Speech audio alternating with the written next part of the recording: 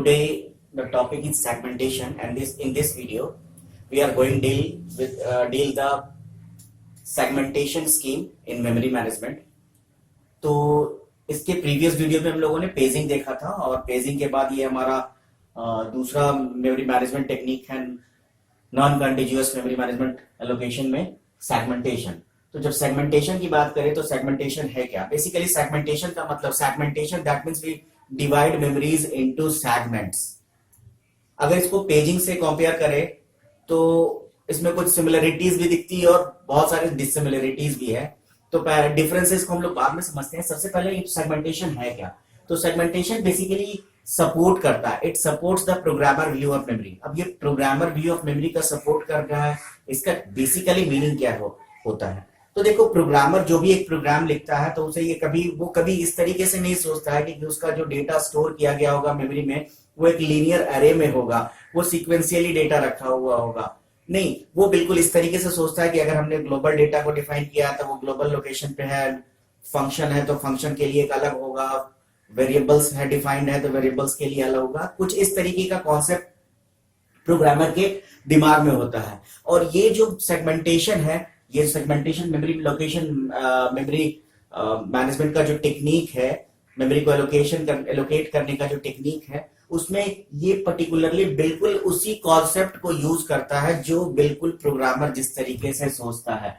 जैसा कि आप इस फिगर में देख रहे होंगे, ये हमारा लॉजिकल एड्रेस स्पेस है, और इस लॉजिकल एड्रेस स्पेस को यहाँ पे आप देखो कि कोई लीनियर एरे नहीं डिफाइन किया गया है, पेज बनाया गया कि एक प्रोसीजर को उस पेज में डाल दिया गया, दूसरे प्रोसीजर को दूसरे पेज में डाल दिया गया, ऐसा नहीं कुछ है। यहाँ पे क्या किया गया, सेगमेंट्स बनाए गए, और एक सेगमेंट बनाया गया फंक्शंस के लिए, दूसरा सेगमेंट बनाया गया ग्लोबल डेटा के लिए, तीसरा सेगमेंट स्टैक ऑपरेशन परफॉर्म अगर कुछ हो रहा है आपके प्रोग्राम में तो स्टैक के डेटा को स्टोर करने के लिए स्टैक का सेगमेंट है। उसी तरीके से प्रोसीजर्स या सब रूटीन्स के लिए है, और लोकल डेटा के लिए डिफरेंट सेगमेंट्स है। सो बेसिकली ये जो सेगमेंटेशन टेक्निक है वो सपोर्ट करता है प्रोग्रामर्स व्यू को इस तरीके से। नाउ अब ये सेगमेंटेशन किस तरीके से काम कर रहा है? तो जैसा कि आप यहां देख रहे हो कि लॉजिकल एड्रेस स्पेस को डिवाइड किया गया है, और ये जो लॉजिकल एड्रेस स्पेस को डिवाइड किया गया है वो सेम साइज का नहीं है, ना फिक्स साइज का है जैसा कि पेजिंग में हो रहा था। यहाँ पे वेरिएबल लेंथ का चंक्स है, डिफरेंट टाइप का अलग अलग साइज का लेंथ का ब्लॉक्स बनाया गया या चंक्स है, जिसको हम लोग क्या कहते हैं, सेगमेंट कहते हैं। और इस सेगमेंट की कोई प्रॉपर ऑर्डरिंग नहीं होती कि ये पहला आएगा फिर दूसरा आएगा तीसरा आएगा चौथा आएगा, ऐसे नहीं। There is no proper ordering. So इस सेगमेंटेशन टेक्निक में जो लॉजिकल एड्रेस स्पेस होते हैं उसको वेरिएबल लेंथ के चंक्स में डिवाइड किया जाता है, और उसी को यहाँ पे हम लोग सेगमेंट कहते हैं, और सेगमेंट का कोई ऑर्डरिंग नहीं होता है। इसके अलावा आइडेंटिफिकेशन के लिए हर सेगमेंट को एक सेगमेंट नंबर दिया जाता है, और उस सेगमेंट नंबर के साथ साथ उसका लेंथ भी एसोसिएट होता है। लेंथ इसलिए एसोसिएट हो रहा है बिकॉज यहाँ पे लेंथ क्या है, वेरिएबल है। किसी का साइज बड़ा हो सकता है, किसी का साइज छोटा हो सकता है, इसीलिए यहाँ पे हर सेगमेंट का नाम के साथ साथ उसका साइज भी डिफाइंड होता है। तो जिस तरीके से पेजिंग में लॉजिकल एड्रेस स्पेस को एक्सप्रेस किया जाता था पेज नंबर और ऑफसेट वैल्यू से, उसी तरीके से यहाँ पे सेगमेंटेशन में जो लॉजिकल एड्रेस होगा वो एक्सप्रेस किया जाएगा, यानी जो सीपीयू एड्रेस जनरेट करेगा वो सेगमेंट नंबर और offset within that segment, मतलब कि उस वो पर्टिकुलर सेगमेंट नंबर और ऑफसेट वैल्यू प्रोवाइड किया जाएगा as a logical address by the CPU. तो जिस तरीके से यहाँ पे पेज नंबर और ऑफसेट होता था, यहाँ पे सेगमेंट नंबर और ऑफसेट होगा। अब यहाँ एक और जो इंपॉर्टेंट बात है कि जिस तरीके से हम लोग उस पेज नंबर्स को का फिजिकल एड्रेस फाइंड आउट करने के लिए पेज टेबल का यूज करते थे, जहां पे पेज नंबर के करस्पॉन्डिंग क्या होता था, फ्रेम नंबर होता था। चूंकि वहां फिक्स साइज था इसीलिए वहां दिक्कत नहीं थी, लेकिन यहाँ पे चूंकि हमारे पास वेरिएबल लेंथ है तो यहाँ पे उसी तरह का एक टेबल बनाया गया, और उस टेबल में फ्रेम नंबर और पेज नंबर के साथ साथ यहाँ पे उसी तरीके से बेसिकली जो मेमोरी का जो ब्लॉक्स है उस ब्लॉक को सेगमेंट को उस ब्लॉक में अटैच किया गया, और पर्टिकुलरली उस साइज के ब्लॉक का लिमिट कितना है उतना डिफाइन किया जाता है। तो यहाँ पे देखो मैपिंग क्या हो रहा है, mapping is done by segment table this is the segment table, और ये सेगमेंट टेबल कंटेन करता है segment base address and the limit of that particular segment. So here you see that कि मेमोरी का जो फिजिकल लोकेशन है उसमें पहले लोकेशन पे, पहले ब्लॉक पे, रैम के यानी मेमोरी के, मेन मेमोरी के पहले ब्लॉक पे, 0th ब्लॉक पे कौन सा सेगमेंट है, तो ये वाला सेगमेंट है जिसका बेस एड्रेस क्या है 2600 और इसका लिमिट क्या है 700। जैसा कि मैंने बताया था कि यहाँ ऑर्डरिंग नहीं होता है, तो यहाँ सब अनऑर्डर्ड है, लेकिन ये जो बेस एड्रेस बेसिकली होता क्या है, बेस एड्रेस वो एड्रेस है कि फिजिकल लोकेशन में इस पर्टिकुलर सेगमेंट का स्टार्टिंग एड्रेस क्या है, फिजिकल मेमोरी में इस सेगमेंट का स्टार्टिंग एड्रेस क्या है, that is the base address. और बेस एड्रेस के साथ साथ उसका लिमिट जुड़ा हुआ है, यानी उसका लेंथ है कि ये जो सेगमेंट है इसका साइज कितना है। तो आप यहां जैसे देख रहे होंगे कि हमारे पास ये सेगमेंट है जिसका बेस एड्रेस 1000 है और इसका लिमिट क्या है 500 है, दैट मीन्स 1500 तक जाएगा ये, लेकिन 1500 के बाद दूसरा सेगमेंट हो जाएगा। तो यहाँ पे आप देखो 1500 के बाद 600, ये हो जाएगा 2100 के बाद कुछ और कोई और सेगमेंट शुरू हो गया। So base address is the starting address of the physical address of segment and size limit defines what, this limit defines the length of the segment. ये लेंथ इसलिए जरूरी है कि अगर हमें पता, क्योंकि यहाँ पे वेरिएबल लेंथ का सेगमेंट है और अगर हमें लेंथ नहीं पता होगा तो हम कैसे डिफाइन कर पाएंगे कि इस सेगमेंट का साइज कितना बड़ा है, कहां तक इस सेगमेंट में हमें जाना है। So this is the limit of that segment. Now एक बहुत इंपॉर्टेंट बात है, जिस तरीके से एड्रेस ट्रांसलेशन हमने पेजिंग में देखा था, यहां पे भी एड्रेस ट्रांसलेशन का सिमिलरली कुछ वैसा ही तरीका होगा, बट कुछ डिफरेंसेस हैं यहाँ पे। सेगमेंटेड सिस्टम में एड्रेस मैपिंग कैसे होती है उसको हम लोग यहाँ समझने की कोशिश करते हैं। तो सेगमेंटेड सिस्टम में जो एड्रेस मैपिंग होती है वो बेसिकली यहाँ पे एक जो आप फिगर देख पा रहे हो, इस फिगर के थ्रू मैं आपको समझाने की कोशिश करता हूँ। तो सबसे पहले जो सीपीयू होता है वो एक वर्चुअल एड्रेस जनरेट करता है, और वर्चुअल एड्रेस जो जनरेट करता है उस वर्चुअल एड्रेस में दो पार्ट होते हैं। पहला जो पार्ट होता है वो सेगमेंट नंबर होता है और दूसरा पार्ट ऑफसेट नंबर होता है। ये बिल्कुल वैसा ही है जैसे पेजिंग में पेज नंबर और ऑफसेट हुआ करते थे, या ऑफसेट को जिसको हम लोग डिस्प्लेसमेंट भी कहते हैं। अब यहाँ पे हमारे पास एक सेगमेंट टेबल होता है। इस सेगमेंट टेबल में जो एंट्री आप देख रहे हो, सेगमेंट टेबल में सारे सेगमेंट की एंट्री की गई है। This is segment number 0, 1, 2, 3, 4। लेकिन आप देखो कि यहाँ पे जितने सारे सेगमेंट्स हैं वो ऑर्डरली नहीं है। यहाँ पे देखो जिसकी स्टार्टिंग इसके सेगमेंट नंबर 0 4800 पे है, तो सेगमेंट नंबर 1 205 2500 या 2500 पे है, तो इस तरीके से है। अब यहाँ पे देखो बेसिकली हुआ क्या है कि जब सेगमेंट नंबर 2 यहाँ पे दिया गया है, तो हम सबसे पहले चले जाएंगे सेगमेंट नंबर 2, और सेगमेंट नंबर 2 का बेस एड्रेस क्या है। तो आप देखो इस सेगमेंट टेबल में दो चीजें हैं, पहला है बेस एड्रेस, दूसरा है उसकी लिमिट या उसका साइज, टोटल साइज क्या है। सो सेगमेंट नंबर 2 का जो साइज है वो 2000 है, वहीं पे सेगमेंट नंबर 1 का जो साइज है वो 1500 है, सेगमेंट नंबर 4 का जो साइज है वो 800 है। So this indicates basically the size of the segment, वो segment का size कितना बड़ा है। Now, so here we have the segment number 2, and from this segment, this table we get the base address of this particular segment number. So segment number 2 का base address 6000 है। Now, ये जो offset है, offset क्या बताता है? Offset बता रहा है कि किसी भी सेगमेंट के बीच में कहीं पे आपका कोई डेटा रखा हुआ है।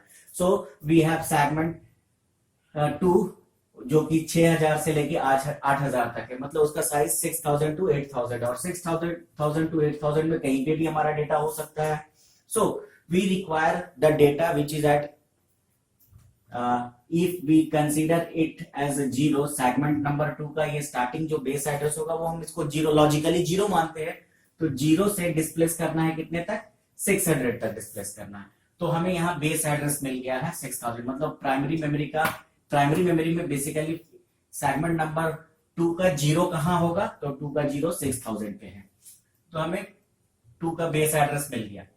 नाउ अब हमें कहां पे डिस्प्लेस कितने पे होना है, तो ऑफसेट वैल्यू दिया हुआ है 600, हमने क्या किया इस 600 को लिया। लेकिन यहाँ पे एक वैलिडेशन चेक होगा। वैलिडेशन चेक क्यों जरूरी है, क्योंकि ये जो ऑफसेट वैल्यू दिया जा रहा है क्या वो वैलिड ऑफसेट है या इनवैलिड ऑफसेट है। वैलिड ऑफसेट इनवैलिड ऑफसेट कहने का मतलब अगर लेट सपोज यहाँ पे 2600 रहता है तो क्या ये वैलिड ऑफसेट था? नहीं, क्योंकि जब हमारा साइज 2000 ही है तो 2600 ये कैसे वैलिड हो सकता है? 2600 मतलब कि ये सेगमेंट से बाहर की बात हो रही है, क्योंकि सेगमेंट का साइज तो 2000 है और हमने ऑफसेट दिया 2600, सो इट इज रॉन्ग। सो उसको चेक करने के लिए यहाँ पे क्या होता है, यहाँ पे इनवैलिड सेगमेंट एड्रेस। सो यहाँ पे क्या हुआ, हमने इस 600 को कंपेयर किया किसके साथ? ये जो हमारा लिमिट है, लिमिट क्या है? 2000 है। तो यहाँ पे देखो लिमिट हमने 2000 रखा और ऑफसेट वैल्यू 600 है।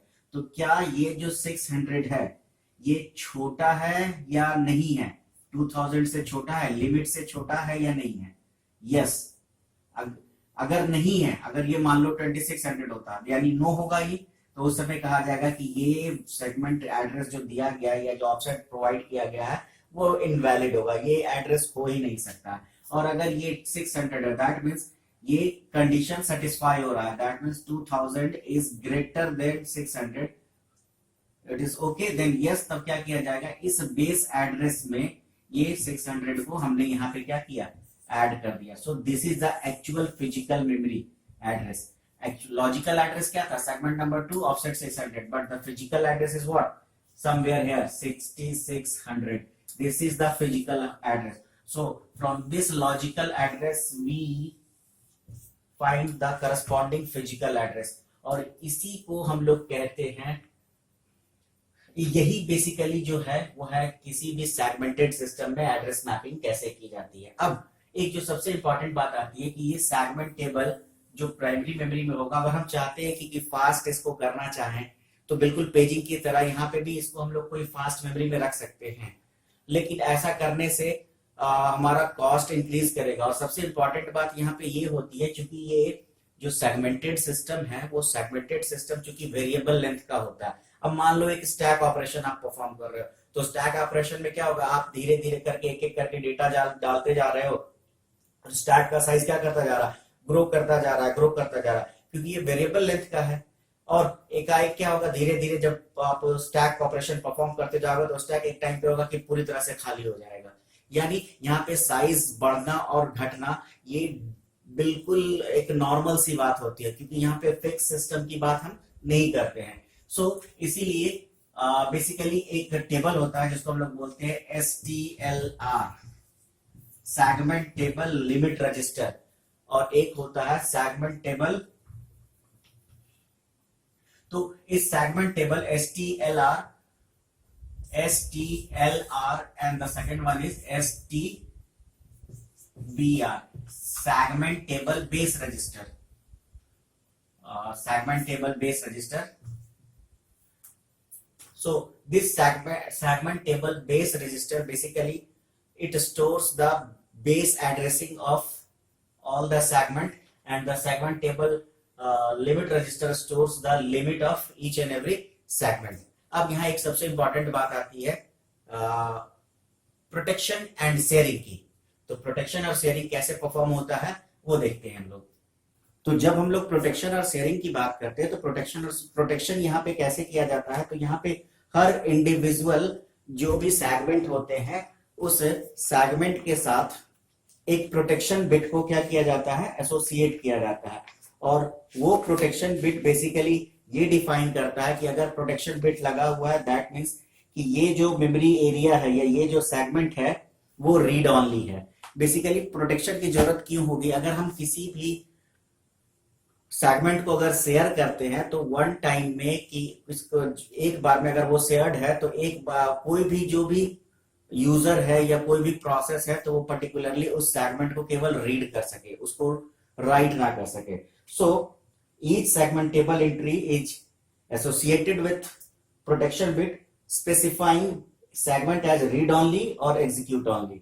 So segmentation allows segments that are read only to be shared so that two processes can share code for better memory efficiency. Sharing of segments can be done by making common entries in segment tables of the different processes which point the same physical location.